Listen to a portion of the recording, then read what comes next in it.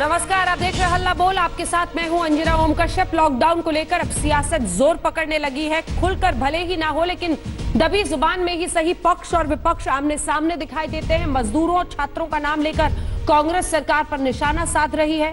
लेकिन सवाल यह है कि अगर कोरोना का असर दिख रहा है तो फिर यह सियासत और सवाल इस लॉकडाउन को लगाने के बाद क्यों? लॉकडाउन 2 में 5 दिन बचे हैं। देश में लॉकडाउन 3 पर फैसले का इंतजार है, लेकिन नहीं इंतजार कर रही है तो वो है सियासत। सियासत का पॉज बटन उठ चुका है। लॉकडाउन पर दबे स्वर में ही सही अब केंद्र सरकार और कांग्रेस शासित राज्य आमने सामने हैं। Our chief minister specifically requested the prime minister yesterday to tell the nation what is the strategy, exit strategy from lockdown. So what is the government strategy on health front and economic front in terms of post lockdown period? What is the roadmap for the future post 3rd of May? How is Prime Minister going to come out with financial action plan part 2? इससे पहले राहुल गांधी भी कह चुके हैं कि lockdown तो सिर्फ pause button है। Lockdown is like a pause button. A lockdown is in no way a solution to the COVID virus. It is as if you've hit pause and stopped the virus in its tracks until the lockdown. BJP के मंत्री इधर प्रधानमंत्री के फैसले पर दम भर रहे हैं। यूपी के कैबिनेट मंत्री श्रीकांत शर्मा लॉकडाउन के फैसले को प्रधानमंत्री का मास्टर स्ट्रोक बता रहे हैं और कांग्रेस शासित राज्यों के मंत्री बार बार इसे जल्दबाजी में लिया वो फैसला करार देते हैं जिस पर वो टिप्पणी नहीं करना चाहते, लेकिन मजदूरों पर सबसे बड़ा अत्याचार बता रहे हैं। माननीय प्रधानमंत्री जी ने जो लॉकडाउन लेने का जो फैसला लिया, बहुत ही अच्छा फैसला और बहुत दूरदर्शी फैसला था, क्योंकि दुनिया के अन्य देशों को आप देखें तो वहाँ हालात बदतर हैं। लेकिन हमारे यहाँ हमारी सरकार केंद्र की प्रोएक्टिव है, हमारी सरकार, और इसलिए परिणाम यह है कि हम कहीं ना कहीं अब कोरोना को पराजित करने के कागार पर हैं। जो मजदूर दूसरे राज्यों में फंसे हैं उनको आने जाने का अवसर मिलना चाहिए। जो कर्मचारी या उसके परिवारजन या फिर छात्र छात्राएं हैं उनको अपने राज्यों में लौटने का अवसर मिलना चाहिए। दूसरा ये कि अभी लॉकडाउन के चलते जो भारत सरकार ने फैसला लिया है तो सारे आर्थिक गतिविधि बिल्कुल बंद हो गए हैं। राज्य के राजस्व में भारी कमी आई है और या कहा जाए तो शून्य है या न्यून है। 3 मई के बाद लॉकडाउन के फैसले में क्या कुछ मुद्दों पर केंद्र और राज्यों में मतभेद खुलकर सामने आ सकते हैं? कांग्रेस पार्टी चाहती है राज्यों में ग्रीन जोन को पूरी तरह से लॉकडाउन मुक्त किया जाए। हर राज्य में मजदूरों की वापसी का इंतजाम हो, खास तौर पर कोटा जैसे शैक्षणिक केंद्रों से छात्रों की उनके राज्यों में वापसी हो। ये पूरा लॉकडाउन एनडीए में एक्ट के अधिकृत किया गया है। उस कानून में साफ तौर पर यह लिखा है कि ऐसी कोई प्राकृतिक आपदा जब आती है तो केंद्र सरकार को एक राष्ट्रीय योजना बना के प्रदेशों को देनी पड़ती है और प्रदेशों को आगे जिलों को देनी पड़ती है। और मैं समझता हूं कि जो भी निर्णय लें बड़ा साइंटिफिक लेना पड़ेगा। हम जज्बात में आके या बहक के कोई निर्णय ले लें वो ठीक नहीं होगा। बहुत सोच समझ के साइंटिफिकली हमें जो ठीक लगता है वो करना चाहिए। जो सबसे रिस्की है उसको लास्ट में हम लोग खोलें, लेकिन जहां रिस्क फ्री है या मॉडरेट रिस्क है वहां पर हम इकोनॉमिक एक्टिविटी, लोगों का आना जाना शुरू कर सकते हैं। इन चुनौतियों और मतभेदों के बीच जहां एक तरफ आज फिर सूरत में मजदूर सड़कों पर आए और अपनी बेबसी और किल्लत पर जमकर भड़के, वहीं पटना में छात्र कोटा से तमाम छात्रों की वापसी के मुद्दे पर लॉकडाउन तोड़कर सड़कों पर विरोध में उतरे। दिल्ली, यूपी, महाराष्ट्र, गुजरात राज्यों में शामिल है जहां भारी तादाद में मजदूर पहले भी सड़कों पर उतरे हैं। इधर कोटा के छात्रों का मुद्दा नीतीश सरकार के इनकार के बीच पनपी एक ऐसी चुनौती है जो आर पार की लड़ाई बनती जा रही है। तो क्या 3 मई के बाद देश को लॉकडाउन से लड़ाई में केंद्रीय नीति चाहिए या राज्यों के हाथ में फैसले छोड़े जाएं? आज तक ब्यूरो। और आइए इसी पर चर्चा करने के लिए हमारे साथ मनीष तिवारी, जो कि राष्ट्रीय प्रवक्ता है, सांसद है लोकसभा में कांग्रेस पार्टी के, वो इस वक्त जुड़ रहे हैं। मनीष जी, मेरा पहला सवाल आपसे यही है कि आपने जो ये खास तौर पर एक आर्टिकल लिखा है, उसमें आपने कहा है it's a strategy of diminishing returns, यानी एक ऐसी रणनीति है लॉकडाउन जिसके धीरे धीरे फायदे कम होते चले जाएंगे। कोरोना वायरस से भी ज्यादा खतरनाक है दूसरी तरफ इंतजार करता हुआ भूखमरी का वायरस। इसको जरा आप विस्तार से समझाएं कि आप क्या कहना चाह रहे हैं। क्या आप लॉकडाउन के पक्ष में हैं या आप उसको खत्म करने के पक्ष में हैं? अंजना जी, मैं विस्तार पूर्वक बता देता हूं कि मैं क्या कहना चाह रहा हूं। देखिए, पहली बात जो हम सबको समझनी पड़ेगी और उसको इंटरनलाइज करना पड़ेगा, अपने संज्ञान में रखना पड़ेगा कि 3 मई के बाद ऐसा नहीं है कि वायरस चला जाएगा। हमको एक चीज कबूल करनी पड़ेगी कि अगले 6 महीने तक, शायद 1 साल तक हम इस वायरस के साथ जीना पड़ेगा। और ऐसी परिस्थिति में आप अगले 1 महीने, 2 महीने, 3 महीने पूरे देश को लॉकडाउन की स्थिति में नहीं रख सकते। और मैं इसलिए कह रहा हूं कि अगर आप 22 मार्च जिस दिन जनता कर्फ्यू लगा था और आज तक जो समय निकला है उसको संज्ञान में लें तो कुल मिलाकर पूरे भारत में 6 लाख टेस्ट हुए। और अगर उन 6 लाख टेस्ट को आप इन्फेक्शन से जोड़ के देखें तो हिंदुस्तान में पहले जो 100 केस थे, 1 से 100 केस में जाने में आपको 44 दिन लगे, 100 से 1000 केस जाने में 14 दिन लगे, 1000 से 10,000 केस जाने में 16 दिन लगे, 10 से 20,000 केस जाने में 8 दिन लगे। और अब जब ये आंकड़ा 30,000 पहुंचेगा तब तब पता लगेगा कि 20,000 से 30,000 पहुंचने में हमको कितना समय लगा है। तो बुनियादी बात ये है कि जितने केसेस आ रहे हैं वो ज्यादातर 60% केसेस हिंदुस्तान के 10 शहरों से आ रहे हैं। तो हमको जो अपनी ऊर्जा है उन जगहों के ऊपर कंसंट्रेट करनी पड़ेगी। और जिन जगह से, जैसे भारत के मेरे ख्याल 367 ऐसे जिले हैं जिसमें अभी तक कोई केस नहीं आया है। ये वजह भी हो सकती है कि वहां पे टेस्टिंग नहीं हुई है, क्योंकि हमारी जो टेस्टिंग रेट है वो दुनिया में शायद सबसे कम है। पर जो भी टेस्टिंग रेट है उसके हिसाब से 367 ऐसे जिले हैं जहां पे एक भी केस नहीं पाया गया। हाँ। तो वहां कैलिब्रेटेड तौर पे आपको जो आर्थिक एक्टिविटी है वो शुरू करनी पड़ेगी। आप जो इंटर डिस्ट्रिक्ट मूवमेंट है उसको 1 हफ्ता और बंद रखिए, देखिए कि उन जगह पे क्या परिस्थिति बनती है। और इस लड़ाई में आपको अपने सब डिविजनल मैजिस्ट्रेट्स को, सरपंचों को, जो आपके डीएसपीज हैं, उनको एम्पावर करना पड़ेगा, क्योंकि ये जो लड़ाई है ये जमीनी स्तर पे लड़नी पड़ेगी। ये वायरस आपके साथ हाइड एंड सीक खेलेगा। लेकिन मनीष जी एक काउंटर क्वेश्चन है सर, आप जो कह रहे हैं मैं समझ रही हूं, लेकिन परिस्थितियां देखिए कि यहां पर पंजाब सरकार, हरियाणा सरकार, दिल्ली सरकार आपस में भिड़ गए हैं कि बॉर्डर को लेकर यहां से कौन सा सामान वहां जाएगा, वहां से कौन सा। अगर एक सेंट्रल पॉलिसी नहीं होगी, आपको नहीं लगता है बहुत कंफ्यूजन होगा? और ग्रीन जोन की आप बात कर रहे हैं जिन जिलों में प्रभाव नहीं है, केरल में 2 दिन पहले तक जो ग्रीन जोन था उसमें अचानक कुछ केसेस आ गए और उसको रेड में कन्वर्ट करना पड़ा। ग्रीन जोन से कोई ऑरेंज में नहीं जाएगा, ऑरेंज का संक्रमित व्यक्ति या रेड जोन का संक्रमित व्यक्ति ग्रीन में नहीं चला जाएगा, इन्फेक्शन नहीं फैल। ये बहुत सारी माइक्रो मैनेजमेंट जो है ये कैसे हो जाएगा? ये किस पर छोड़ दिया जाए? अंजना जी, मैं आपकी बात का दोनों बातों का जवाब देता हूं। ये बात तो हम शुरू से कहते आ रहे हैं कि आज 37 दिन हो गए लॉकडाउन के। ये lockdown national disaster management act के तहत किया गया है। उसमें साफ तौर पे लिखा है जब कोई प्राकृतिक आपदा आती है तो केंद्र सरकार को उससे लड़ने के लिए एक राष्ट्रीय योजना तैयार करने की जरूरत है।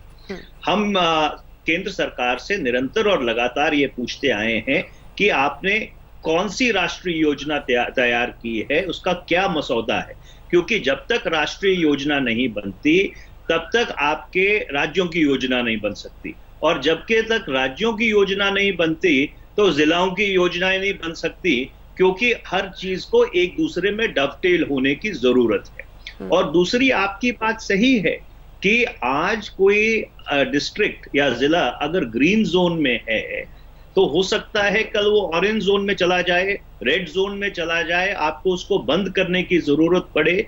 ये जो परिस्थिति है ये एक डायनामिक परिस्थिति है, और आपको जमीन पे जो लोग इससे लड़ रहे हैं उनके विवेक पे छोड़ना पड़ेगा। मैं आपको उदाहरण देता हूं, पंजाब में ये सारा कोरोना का मामला मेरे संसदीय क्षेत्र के एक जिला है शहीद भगत सिंह नगर, वो वहां से शुरू हुआ। पहले जो 8-9 केस पाए गए वो वहां पे पाए गए, एक व्यक्ति की मौत भी हो गई, और उसके बाद जितने 18-19 केस वहां निकले थे वो सारे 18-19 केस धीरे धीरे नेगेटिव हो गए, और हम लोग सब बहुत खुश हो गए कि और कोई नया केस भी नहीं आया 24 मार्च के बाद।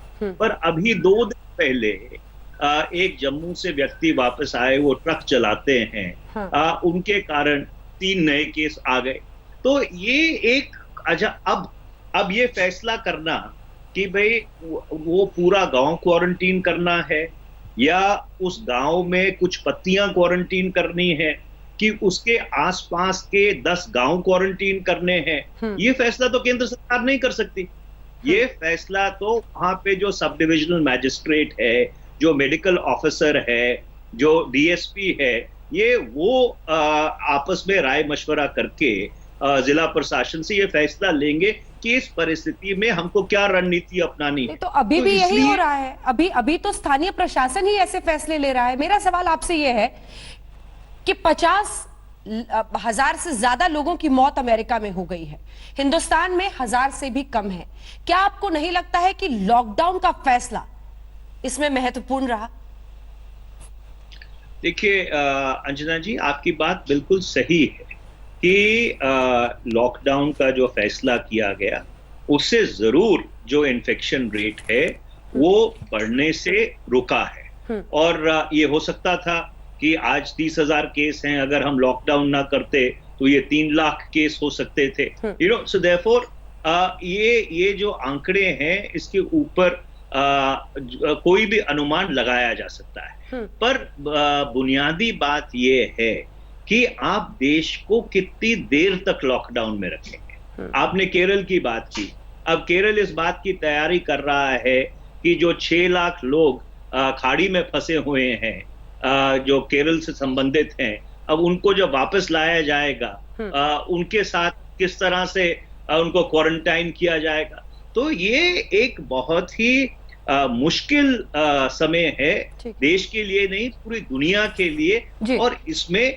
थोड़ा बहादुरी से, थोड़ा साहस से और अपनी अकल से काम लेने की जरूरत है। परपेचुअली मुल्क को लॉकडाउन में रख के अगर हम सोचेंगे कि इसके ऊपर हम विजय पालेंगे तो मैं इस ख्याल से इत्तेफाक नहीं रखता। ठीक है, एक आखिरी सवाल, आप भी इसको राहुल गांधी की तरह पॉज बटन ही समझते हैं, तो क्या 3 मई के बाद ये पॉज बटन हट जाना चाहिए देश से?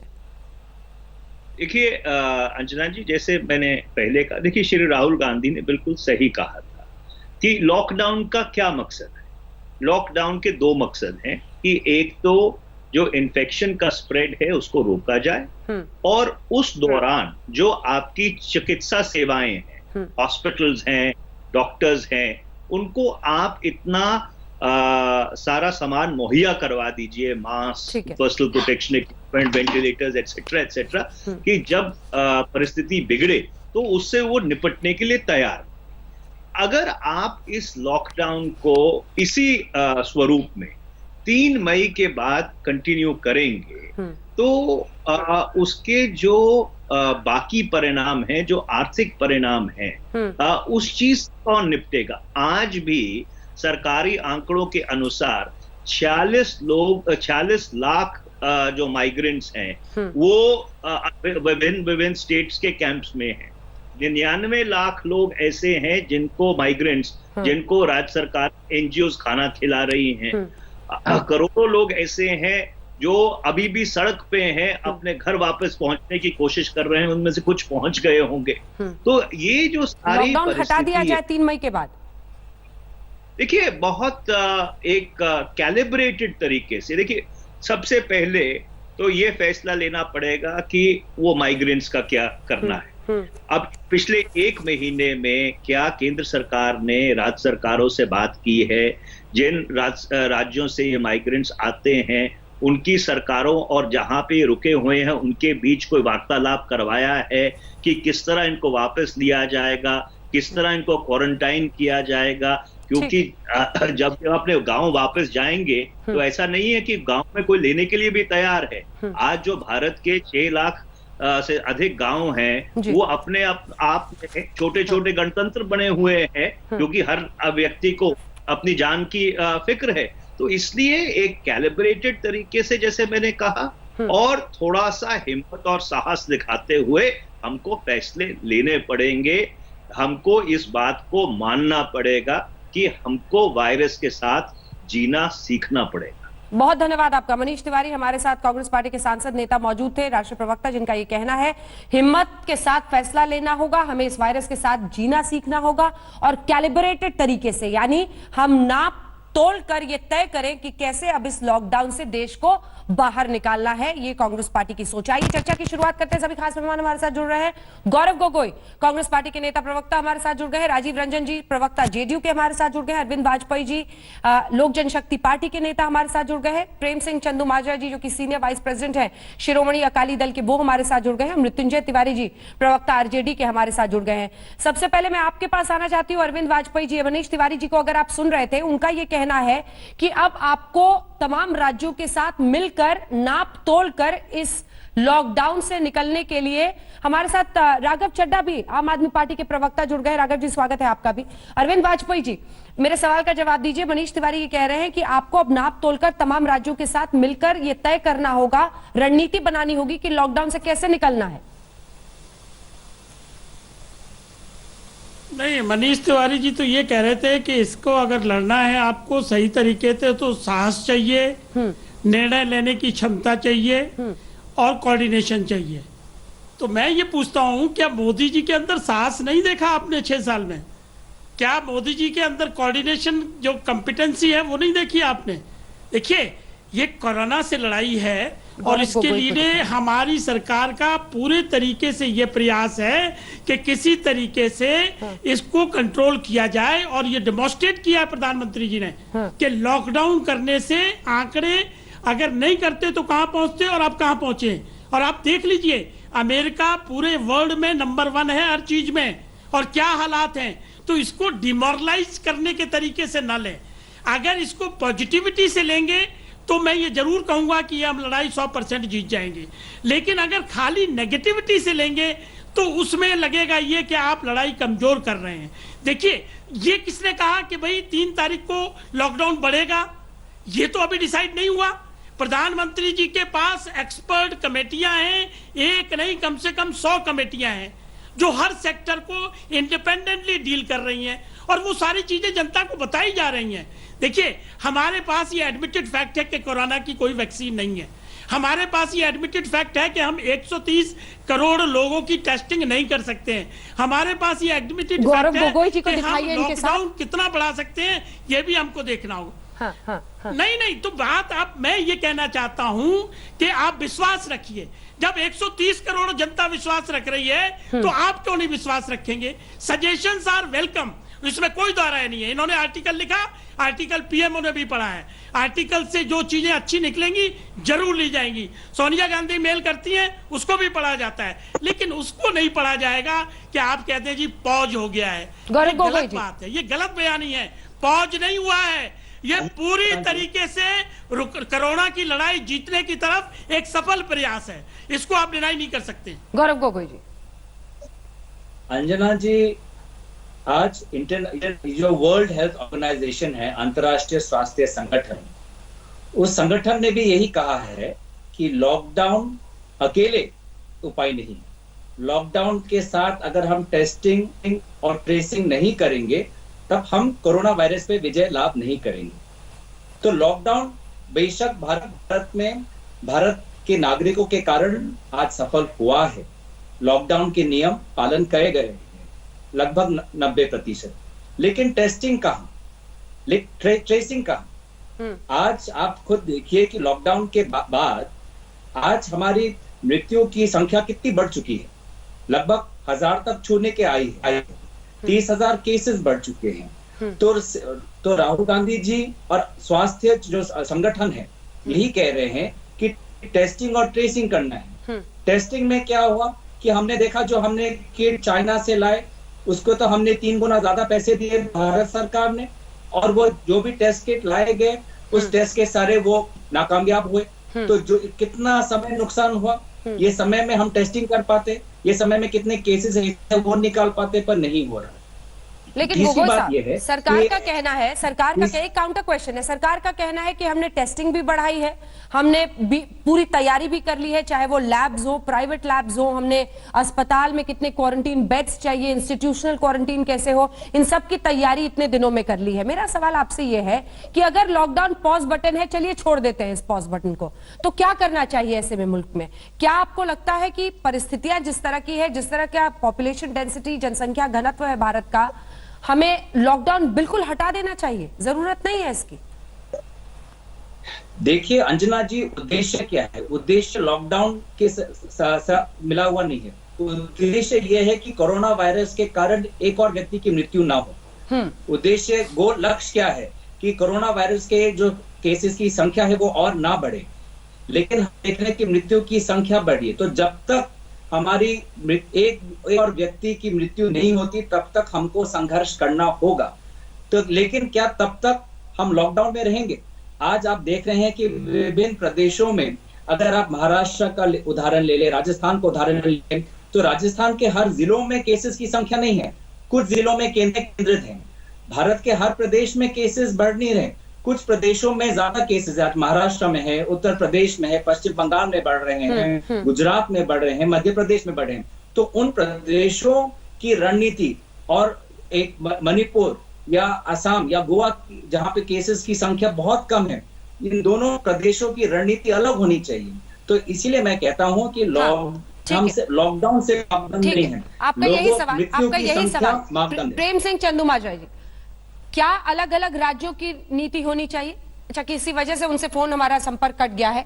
क्या आप भी इत्तेफाक रखते हैं राघव चड्ढा जी जो वो कह रहे हैं उससे? उसके बाद मैं राजीव रंजन जी आपके पास आऊंगी। वो कह रहे हैं कि अलग अलग राज्यों की अलग अलग नीतियां होनी चाहिए। आपकी अभी हरियाणा से मतभेद चल रहे हैं जो खुलकर सामने है कि बॉर्डर पर क्या किया जाए। अगर अलग अलग सबकी नीतियां रही तो फिर आपस में ही राज्य भिड़ते रहेंगे। देखिए, सबसे बड़ी बात तो यह है कि ये जो बीमारी है ये पूरे देश पर इसका प्रकोप है, किसी एक राज्य में, एक जिले में, एक गांव में नहीं है। और जो भी रणनीति इससे लड़ने की बनेगी वो भी एक देश व्यापक रणनीति होगी। लेकिन इसके साथ साथ इसे समझना जरूरी है कि हर राज्य में जो राज्य की वास्तविक स्थिति समझता है, जो हर राज्य का कमांडर इन चीफ है, वो उस राज्य का मुख्यमंत्री है। मुख्यमंत्री को ही असल हालत पता है कि मेरे राज्य में क्या हालत है, कितने केस आ रहे हैं, कितना बढ़ेगा, कितना इंतजाम है, अस्पताल में बेड कितने हैं, पीपीई किट कितनी है, पीसीआर टेस्ट कितने हो गए, रैपिड टेस्ट कितने हो गए, फलाना। तो कहने का मतलब यह है कि जो भी रणनीति बनेगी वो केंद्र सरकार और राज्य सरकारों को मिलकर आपस में बातचीत से बनानी पड़ेगी। अकेला केंद्र वो राजनीति राज्य पर नहीं थोप सकता और राज्य बिना केंद्र के सहारे के नहीं चल सकते। तो ये तो मुझे लगता है, मैं तो सदैव से आपके चैनल पे ये भी कहता रहा हूं कि ये एक ऐसे आपातकाल की परिस्थिति है, जैसे जब जंग लड़ते हैं हम एक दुश्मन देश से, तो तमाम राजनीतिक दल, तमाम राज्य सरकारें एकजुट होकर लड़ती हैं, उसी प्रकार से ये एक जंग लड़ रहे हैं हम। तो केंद्र से पूरा सहयोग मिल रहा है या कुछ शिकायत है? देखिए, अगर हमारी कोई शिकायत है भी तो ये वो समय नहीं है कि हम उस शिकायतों का बखान करें और राजनीतिक बयानबाजी कर उसे एक राजनीतिक मुद्दा बनाएं। अभी हमें भी अगर 10 शिकायतें केंद्र को और केंद्र को हमसे 4 शिकायतें हैं, तो वो सारी शिकायतें हटाकर मिलजुल कर काम करने का समय है। और यदि आप देखें, जब से इस वायरस का प्रकोप बढ़ना शुरू हुआ है, लगातार दिल्ली सरकार केंद्र सरकार के साथ मिलकर, उपराज्यपाल हो, केंद्रीय स्वास्थ्य मंत्री हो, दिल्ली पुलिस हो, माननीय प्रधानमंत्री हो, माननीय गृह मंत्री हो, सबके साथ मिलकर साथ में काम कर रहे हैं। टीम इंडिया साथ में इस वायरस से लड़ रही है। और यदि कोई व्यक्ति ये सोचे कि अकेले इस जंग को लड़ा जा सकता है, जीता जा सकता है, तो वो भी गलत है। और सबसे बड़ी बात यह है कि कोई सरकार भी अकेले इस वायरस से, अंजना जी, नहीं लड़ सकती। आपको इसमें जन भागीदारी चाहिए। जनता की भागीदारी नहीं होगी तो कोई सरकार या सरकार की एक एजेंसी, कोई दिल्ली पुलिस अकेले या सीआरपीसी के एक बटालियन इस बीमारी से नहीं लड़ सकती है। ये तो अनदेखा सा वायरस है जो हमारे सामने खड़ा है। बिल्कुल, अब उससे लड़ना है जी, तो सबको मिलजुल कर लड़ना होगा। बिल्कुल। राजीव रंजन जी, मैं अब आपके पास आना चाहती हूं, क्योंकि कांग्रेस पार्टी का हर नेता मजदूरों का मुद्दा, मजदूरों के पलायन का मुद्दा, कोटा में जो छात्र फंसे हैं उनका मुद्दा उठा रहा है। नीतीश कुमार का स्टैंड है कि ये लॉकडाउन का उल्लंघन होगा, या तो लॉकडाउन के नियम बदले जाएं और हर जगह से आवाजाही हो। अब कांग्रेस पार्टी के नेताओं का कहना है कि हर हालत में मजदूरों को उनके घर तक पहुंचाने का सरकार इंतजाम करे। आपकी राज्य की सरकार इसको सीधे नकार रही है, क्या होना चाहिए इस पर? देखिए, क्या उनकी मांग वाजिब नहीं है? ये हम सूरत की तस्वीरें आपको दिखा रहे हैं, वहां पर भी मजदूर निकले हैं। कोटा के छात्रों की तस्वीरें हम दिखा रहे हैं जो पटना में आज लॉकडाउन तोड़कर सड़कों पर निकल गए। पटना में ये सूरत की तस्वीर देखिए और फिर पटना की तस्वीर देखिए। ये मजदूरों का, छात्रों वाला मुद्दा कैसे सुलझेगा राजीव रंजन जी?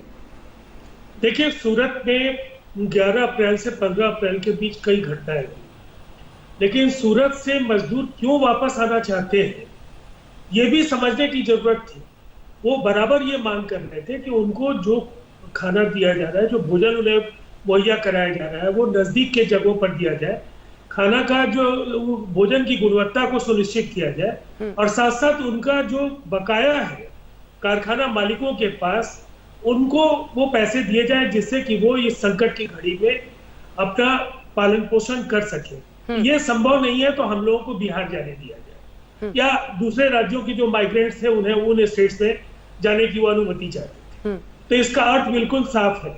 इसमें कई ऐसे कार्य हैं जो जिन राज्यों में मजदूर रह रहे हैं वो राज्य सरकारें खुद भी कर सकती थी। तो आप ये कह रहे हैं, ठीक है, एक सेकंड राजीव जी, एक काउंटर क्वेश्चन है। तो आप ये कह रहे हैं कि विजय रूपाणी जी गुजरात के मुख्यमंत्री, उद्धव ठाकरे जी महाराष्ट्र के मुख्यमंत्री, क्योंकि यहाँ भी मजदूर बाहर आए थे, दिल्ली यानी मुख्यमंत्री अरविंद केजरीवाल, ये सब मजदूरों का ख्याल नहीं रख रहे, इसलिए वो वापस जाना चाह रहे हैं? देखिए, उन राज्यों को ही ख्याल रखना पड़ेगा। मैं कहना चाहूंगा, मैं राज्य सरकारों के बीच एक सामंजस्य जरूर महसूस करता हूं कि होनी चाहिए। लॉकडाउन के लिए गाइडलाइंस बने हुए और इन गाइडलाइंस को लेकर के नीतीश कुमार जी ने कहा या तो इन गाइडलाइंस का पालन हो, सख्ती के साथ पालन हो, नहीं तो इन गाइडलाइंस में संशोधन कराया जाए। जो संशोधन हो गए उसके अनुरूप राज्य सरकार कार्रवाई करेगी। हम केंद्र सरकार के गाइडलाइंस के साथ हैं और जो जिन राज्यों में मजदूर हैं, बांद्रा की घटना मैं उद्धव ठाकरे जी और उनकी सरकार के लिए भी एक सवाल मानता हूं कि इस तरह के बड़े नाकेबंदी के बीच इतनी बड़ी संख्या में मजदूरों का जमा होना, कहीं ना कहीं आप जो प्रवासी मजदूरों के एक चेहरे को जिस तरह से दिखाया गया, मुझे लगता है ये सही तरीका नहीं था। ये रोका जाना चाहिए था जो जहां से निकल रहे थे, और ये लॉकडाउन का उस समय भी उल्लंघन हो रहा है। कमोवेश देखिए जो कोटा की स्थिति है, नीतीश कुमार जी ने क्या कहा, प्राणों की रक्षा बेहद महत्वपूर्ण है। जो जहां है वहां रह करके अगर उनकी मदद राज्य सरकारें वहां करेंगी तो ये लॉकडाउन बराबर नहीं रहेगा। लेकिन आप अभी देखिए, नांदेड़ से जो पंजाब में तीर्थयात्री लौट करके आए, उन तीर्थयात्रियों की वजह से पंजाब के कई ऐसे जिले थे जिन जिलों में कोरोना वायरस के मामले कम थे, लेकिन वहां कई मामले संक्रमण के पाए। ठीक है, ठीक है, कमोबेश की परिस्थिति है। ठीक है मृत्युंजय जी, जो कह रहे हैं राजीव रंजन जी, ध्यान देना चाहिए। आप क्या उससे सहमत है? क्योंकि बीते दिन आपके नेता हवन कर रहे थे कि सद्बुद्धि हो, कोटा से छात्रों को वापस लाएं। अब ऐसे करने से और ये ड्रामा से तो मामला नहीं सुधरेगा ना। आप समझना पड़ेगा कि किन परिस्थितियों से इस वक्त जंग लड़ रहा है देश। देखिए अंजना जी, हम लोग समझ रहे हैं, हमारे नेता भी समझ रहे हैं, इसलिए हम लोगों ने लॉकडाउन के नियमों का पालन करने में हम लोगों ने पूरी तरह से सरकार का समर्थन किया। लेकिन नीति होगी तो एक तरह की होगी, ये दोहरा मापदंड नहीं चल सकता है। अब आप देख लीजिए बिहार का उदाहरण, बिहार में वीआईपी रसूखदार परिवार के बच्चे कोटा से आ गए, उनको सरकार के अधिकारियों ने पास निर्गत कर दिया। बिल्कुल। लेकिन जो साधारण परिवार के बच्चे हैं, आम लोगों के बच्चे हैं, वो सरकार से गुहार लगा रहे हैं, सरकार उनकी चिंता नहीं कर रही है। अगर लॉकडाउन के नियमों का उल्लंघन वीआईपी और रसूखदार परिवार के लोग ही करेंगे, सरकार के माननीय विधायक करेंगे, सरकार के लोग करेंगे अंजना जी, तो फिर क्या साधारण परिवार के लोग मरते रह जाएं, भूख से तड़पते रह जाएं? उनके बच्चे की चिंता की जिम्मेवारी और जवाबदेही सरकार की नहीं बनती है? हमारे नेता ने ये कहा हम लोगों ने कि उत्तर प्रदेश की सरकार हो, चाहे मध्य प्रदेश की हो, चाहे आसाम की हो, उन्होंने बस भेज करके और कई राज्यों की सरकारों ने अपने छात्रों को, अपने लोगों को वहां से मंगाया। अब लॉकडाउन के नियमों का पालन कराने के लिए दो नीति नहीं हो सकती है। ठीक है, जल्दी से इस पर राजीव जी आपका जवाब, उसके बाद मैं चाहूंगी चंदू सिंह माजरा जी हमारे साथ जुड़ गए हैं। ये वीवीआईपी वर्सेस जो आम लोग वाली लड़ाई छिड़ गई है, इस पर तो आपको जवाब देना होगा। देखिए, एक बात अंजना जी बहुत साफ है, एक दो मामले जो हुए एक्सट्रीम मेडिकल इमरजेंसी को लेकर के एक प्रोविजन है, और उस प्रोविजन का दुरुपयोग अगर किसी व्यक्ति ने किया तो उसके खिलाफ कार्रवाई। अंजना जी, राजस्थान की सरकार ने बिहार सरकार के बगैर अनुरोध के कई लोगों को पास दे दी। मृत्युंजय जी, अभी आप चुप रहेंगे, मैंने आपको सुना, और मैं जब बोल लूंगा तब आप बोलिएगा। इतने शिष्टाचार की बात। सबसे पहली बात यह है कि उस प्रोविजन का जो दुरुपयोग करने वाले लोग थे उनकी नैतिकता वो समझे, लेकिन ऐसे मामले एक दो हो सकते हैं। जिस तरीके से ये पूरे बड़े स्तर पर 25 लाख जो माइग्रेंट मजदूरों का सवाल है, या हजारों छात्र जो देश के अलग अलग हिस्सों में है, उनके प्राण रक्षा के लिए भी ये समझना बेहद जरूरी है कि जो जहां है वहां रहे, और इस पर सस्ती राजनीति करने के बजाय, सतही राजनीति करने के बजाय संजय जी, तेजस्वी जी को कहिए राजस्थान और महाराष्ट्र की सरकार अपने यहाँ रहने वाले प्रवासी मजदूरों की उनकी सेहत का ख्याल रखे, उनके लिए परेशानियां नहीं बढ़ाए, उनके यहाँ जो बकाया है मालिकों के पास वो दिलाने में मदद करे, बजाय इसके ट्रकों में और बसों में भर करके भेज करके पूरे देश में संक्रमण फैलाने का काम करे। ठीक है, छोटा सा रिएक्शन करना चाहते हैं उन राज्य सरकारों पर जो आपका प्रभाव है, आपके रसूख का इस्तेमाल कीजिए वहां की सरकारों पर दबाव बनाने। जेडीयू के माननीय सांसद, बीजेपी के माननीय विधायक ने लॉकडाउन का उल्लंघन करके वो बिहार आए हैं घर। इस पर तो जेडीयू के हमारे मित्र राजीव रंजन जी बोलते कि वो लोग जब जेडीयू के सांसद आ रहे हैं, विधायक आ रहे हैं, वो लॉकडाउन तोड़ रहे हैं, तो नियमों का पालन सिर्फ लॉकडाउन इन्होंने तोड़ा नहीं है। एक्सट्रीम मेडिकल इमरजेंसी का पास दूसरी सरकारों ने, दिल्ली सरकार ने उनको दिया था, और ये प्रोविजन अगर है तो निश्चित तौर इस प्रोविजन के कारण एक दो लोग हैं। हजारों पास निर्गत किए गए हैं राजीव जी। बिल्कुल नहीं, आप गलत आरोप लगा रहे हैं। चलिए ठीक है, एक दिन सिर्फ बिहार पर अलग से बहस कर लेंगे, एक दिन सिर्फ बिहार पर, एक सेकंड, एक दिन सिर्फ बिहार पर अलग से बहस कर लेंगे, उस दिन आप दोनों बोल लीजिएगा। एक बार चंदू सिंह माजरा जी के पास मुझे चलने दीजिए, अन्य मेहमानों के पास जाने दीजिए। चंदू सिंह माजरा जी, अभी कुछ देर पहले मनीष तिवारी जी हमारे साथ है, गौरव गोगोई भी हैं, सबका ये कहना है कि राज्यों को लेकर अपनी नीतियां बनाने के लिए आजादी देनी होगी। ऐसे राज्य जिनमें बहुत कम असर है कोरोना का, उनको आप अलग छोड़ दीजिए। क्या एक केंद्रीय नीति जरूरी है, या राज्यों के हाथों में फैसले और कार्यान्वयन छोड़ दिया जाए? चंदू सिंह माजरा। अंजना जी, मैं अपना नाम क्लियर करना चाहता हूँ, प्रेम सिंह चंदू माजरा है जी। तो दूसरी बात जो मैं कहना चाहता हूँ, देखिए, जब इस कोरोना महामारी को हम दुनिया भर की एक वर्ल्ड वाइड एक महामारी समझते हैं, और हमारा राष्ट्र एक होकर एकजुटता से, एक शुरता से इस लड़ाई को लड़ रहा है, हाँ। तो उसको अलग अलग नजरिए से देखना और अलग अलग तरीके से उसको लड़ाई को तोड़ना किसी तरह भी उचित नहीं होगा। पहली बात तो मैं ये कहना चाहता हूँ, मनीष जी को मैं सुन रहा था कि जब दुनिया भर में प्रशंसा हो रही है, दुनिया भर के लोग कह रहे हैं कि मोदी साहब ने जिस तरीके से इस कोरोना की महामारी को मात देने के लिए ये टैक्ट अपनाया है, इसकी प्रशंसा हो रही है। मुझे आश्चर्य है इस बात का कि कांग्रेस के लोग पता नहीं क्यों इस पे नुक्ताचीनी करते हैं। और दूसरी बात, मैं सुन रहा था इनकी बात, अगर शहीद भगत सिंह नगर डिस्ट्रिक्ट है जो हमारा, वो फ्री हो गया था, दोबारा फिर आगे वहां, हमारे साथ हिमाचल है, हिमाचल में कम है, पंजाब में ज्यादा है। तो हम एक दिन में जब आनंदपुर साहब कॉन्स्टिट्यूंसी में जाते हैं, 3 बार हिमाचल में जाते हैं, 3 बार वो हिमाचल वाले पंजाब में आते हैं। तो हमारी सरहदें ऐसी हैं। तो इस देश को लग लग करके देखना किसी तरह भी ऐसे समय उचित नहीं होगा। और दूसरी बात मेरी ये भी कहना है कि अभी तो लड़ाई लंबी है, आप मानते हैं, सब लोग भी लड़ाई लंबी है। हम अभी लड़ाई के बीच हैं, लड़ाई लड़ रहे हैं। अगर लड़ाई के मोर्चे में कोई सिपाही कहे भी चाय ठंडी है और रोटी सूखी है तो वो सिपाही अच्छा नहीं होता। जब लड़ाई का मोर्चा लगा हो तो फिर तकलीफ संकट में, देखिए वो संकट में हमें तकलीफ भी झेलनी होगी, मुश्किल भी आनी होगी। जब हम मुश्किल में फंसे हैं, संताप में फंसे हैं, तो हमारे पे जो कुछ मुश्किलें आ रही हैं, विपदा आ रही है, उसको हमें झेलना होगा और रलकर इकट्ठे होकर झेलना होगा। अगर हम एक दूसरे की नुक्ताचीनी करने लगे, अगर हम देखिए ऐसा लग रहा है जैसे भी मोदी साहब प्राइम मिनिस्टर हैं, सारा देश उनका है, सारे राष्ट्र प्रदेश उनके हैं। जिन प्रदेशों में कांग्रेस का राज है, उन प्रदेशों में पंजाब के अलावा सब प्रदेशों में बीजेपी के एमपी ज्यादा हैं।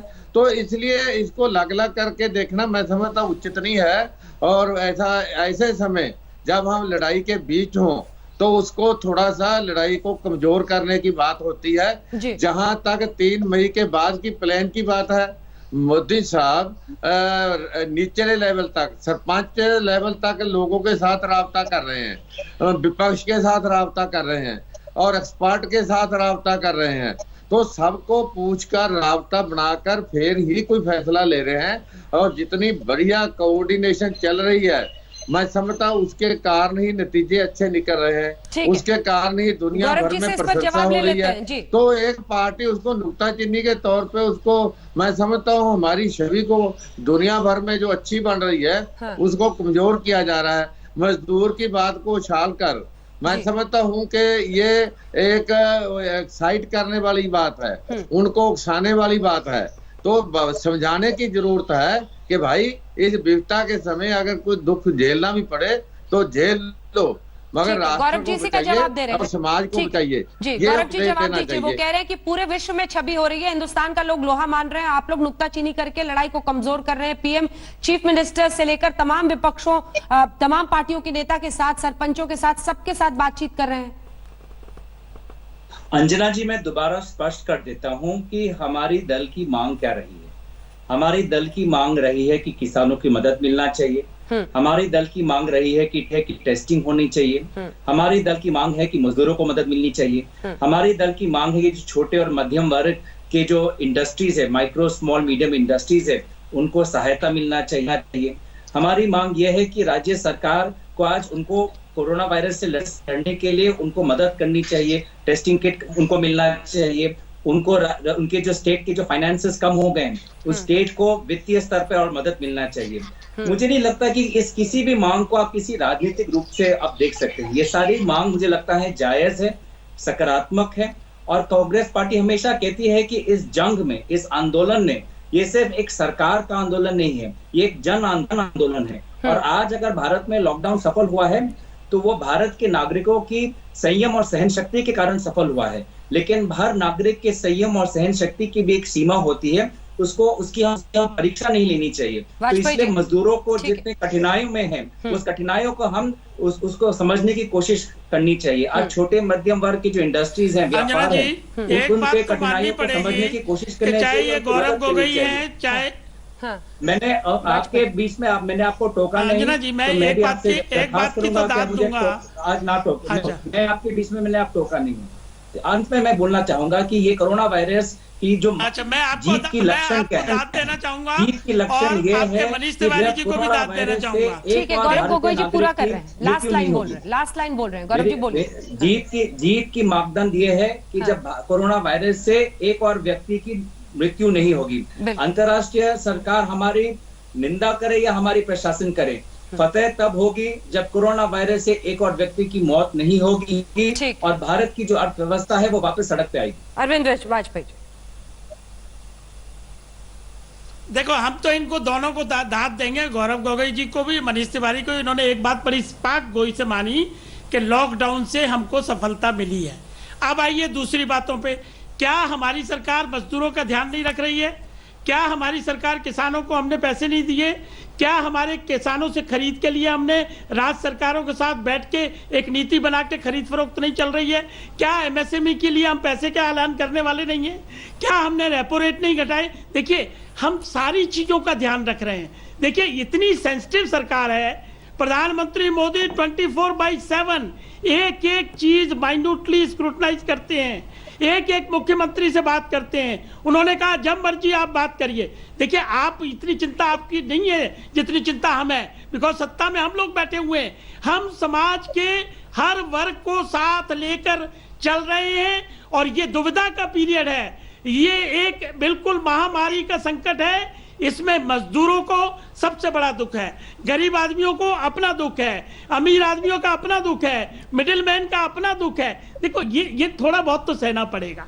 मजदूरों को माइग्रेट करवाया, अभी द्वंद्व है कि अगर कोई सरकार मजदूरों को माइग्रेंट को ला रही है तो दूसरी कह रही नहीं लाना पड़ेगा। क्या उसमें यह है कि लॉकडाउन की कंडीशन मानी जाए या ह्यूमैनिटेरियन ग्राउंड पे उसको तोड़ के उनको लाया जाए? तो ये समस्याएं तो चलेंगी। और देखिए, ये विश्वास रखिए कि प्रधानमंत्री मोदी सबसे संगठन से, सबसे मुख्यमंत्रियों से, सबके ब्यूरोक्रेट से डिसीजन लेने से पहले सलाह मशवरा करते हैं और अल्टीमेटली एक्सपर्ट से सलाह लेते हैं और उसके बाद हर सेक्टर के लिए पॉलिसी आ रही है और अभी और आएंगी। आप बिल्कुल निश्चिंत हो जाइए, पूरा विश्वास रखिए, कॉन्फिडेंस रखिए, पॉजिटिविटी के साथ चलिए। ये लड़ाई हम जीतेंगे और ये हम नहीं कर रहे, WHO ने कहा है, बिल गेट्स ने कहा है, UN ने कहा है, गौरव जी, सारे लोग हमारी बात मान रहे हैं कि देश की जनता ने साथ दिया, राज्यों के मुख्यमंत्री ने साथ दिया, इसलिए हम लड़ाई जीतने की तरफ जा रहे हैं और लॉकडाउन भी धीरे धीरे। एक सेकंड गौरव जी, मैं एक सवाल मेरा भी है, ये जो ऑपरेशनल पार्ट है इसका, वो उसमें बहुत सारी पेचीदगियां हैं। अगर मजदूरों की वापसी हो जाएगी तो जो हम आर्थिक गतिविधियों को शुरू करना चाहते हैं वो कैसे होगा? मतलब हर किसी को ये सोचना और समझना पड़ेगा कि सिर्फ एक पक्ष की तस्वीर करके, क्योंकि कई ऐसे राज्य हैं जहां आपकी भी सरकारें चल रही हैं, सबको ये समझना है कि ऑपरेटिव पार्ट भी बहुत महत्वपूर्ण है और वहां पर ये सियासी बयानबाजी बैकफायर कर सकती है। देखिए अंजना जी, आपने अच्छा सवाल पूछा कि जिस दिन आप लॉकडाउन उठाएंगे उस दिन के बाद भी आपको सोशल डिस्टेंसिंग के जो नियम है वो पालन करने पड़ेंगे। तो लॉकडाउन अगर जहां भी अगर ग्रीन जोन में भी खोला गया, उसमें तो ऐसा तो नहीं कि सोशल डिस्टेंसिंग के नियम नहीं पालन किए जाएंगे, सोशल डिस्टेंसिंग के नियम पालन किए जाएंगे। तो लॉकडाउन या कोविड के बाद दुनिया का काम करने का, हमारे देश के काम करने का रवैया, नतीजा, पूरा जो सिस्टम है बदल गया है और उसके लिए हमको गहरी सोच करने की जरूरत है कि फैक्ट्री कैसे चलेंगे, किसान कैसे चलेगा, हम लाइन में कैसे खड़े होंगे, हम ट्रैफिक में कैसे जाएंगे। तो इसके लिए एक सोच जरूरी है और इसलिए मैं चाहता हूं कि ये जो सोच है, ये सोच हम सबको मिल बैठ के ये करना है। राज्य सरकार हो, जिला प्रशासन हो, मनीष तिवारी नहीं तो सब डिविजनल तक गए हैं, वो तो जिला के नीचे भी गए हैं। तो इसलिए मुझे लगता है कि बहुत गंभीर चिंतन का ये समय है, क्योंकि जो ग्रीन, जैसे कि आपने भी शुरुआत में कहा कि जो प्रदेश या जो जिला ग्रीन जोन में आ गया उसमें दोबारा एक सेकेंड वेव नहीं आए, ये नहीं कह सकते। जब तक हमको वैक्सीन नहीं मिलता तब तक हमको हमेशा हमें सक्रिय रहना पड़ेगा। ग्रीन जोन ऑरेंज में आ सकता है, ऑरेंज जोन ग्रीन जोन में जा सकता है, लेकिन ये बात तो सही है कि आज कोविड के बाद दुनिया का नक्शा, देश का नक्शा बदल गया है। बिल्कुल, और इस वायरस के साथ जीना सीखना होगा। प्रेम सिंह चंदूमाजरा जी, ठीक है, आपका रिएक्शन सर। मैं आप हाथ उठा रहे थे, एक ब्रेक के बाद दूंगी, फौरन लौट रहे हैं, देखते रहिए हल्ला को।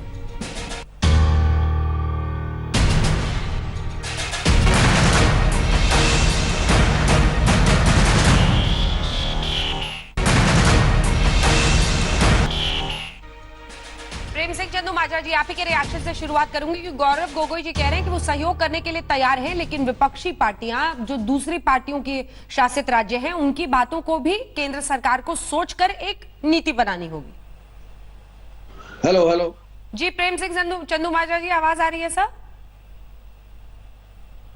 हाँ जी। गौरव गोगोई जी कह रहे हैं कि आपको सभी राज्यों से, चाहे बीजेपी के हो या अन्य शासित राज्य हो, विपक्षी पार्टियों के हो, कांग्रेस का राज्य हो, जहां सब राज्यों के साथ मिलकर पॉलिसी बनानी पड़ेगी केंद्र को।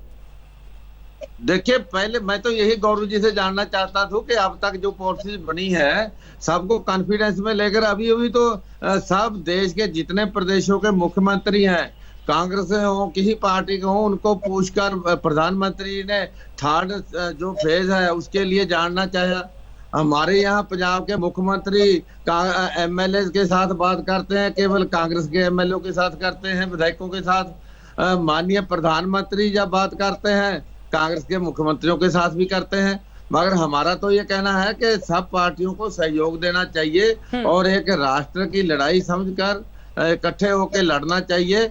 और जो कोई राय देनी है, कोई सुझाव देने हैं, तो माननीय प्रधानमंत्री जी ने ओपन कहा है कि जो भी इसको कोई सुझाव देना चाहता है दे। बल्कि वो तो सरपंच लेवल तक के, मेंबर पंचायत लेवल तक के लोगों को पूछ रहे हैं। ठीक है, आपकी इसी बात के साथ इस कार्यक्रम का अंत करेंगे। आप सभी का बहुत धन्यवाद। इतना तो तय है कि लड़ेंगे तभी ठीक से जब साथ लड़ेंगे, और साथ जीतेंगे तभी जब साथ लड़कर हम आगे बढ़ेंगे, क्योंकि अकेले इस जंग को कोई राज्य नहीं लड़ पाएगा। सबको मिलकर ही एक नीति के साथ आगे बढ़ना है। देखते रहिए आज।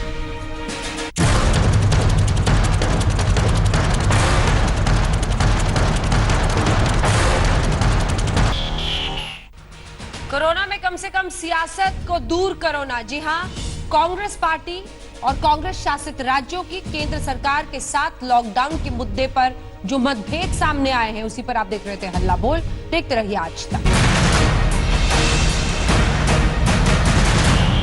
नमस्कार, मैं हूं अंजना ओम कश्यप। हमें उम्मीद है ये वीडियो आपको पसंद आया होगा। लेटेस्ट खबरों के लिए यूं ही देखते रहिए आज तक, और इस वीडियो के पसंद आने पर लाइक, शेयर एंड सब्सक्राइब करना ना भूलें।